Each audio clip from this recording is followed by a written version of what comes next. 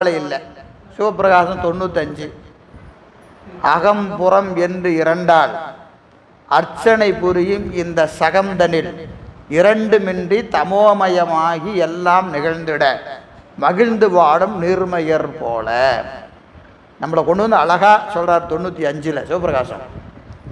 அகம் புறம் என்று இரண்டால் அர்ச்சனை புரியும் இந்த சகம், அகப்பூசை புறப்பூசை என்று பூசை ரெண்டா செய்கிறோமா இல்லையா, பெருமானை பூசிக்கிறோமா இல்லையா, இந்த சகம் யார்? நம்மளை தான் சொல்றார்.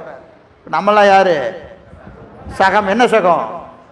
அகப்பூசை புறப்பூசை என்று ரெண்டு வகையான பூசணைகளை செய்து கொண்டு எனக்கு என்னைக்கு தான் இந்த பக்கம் வருமோ தெரியலையே சாமி அப்படின்னு பெருமானை பார்த்து கேட்கக்கூடிய கூட்டம் யாரு?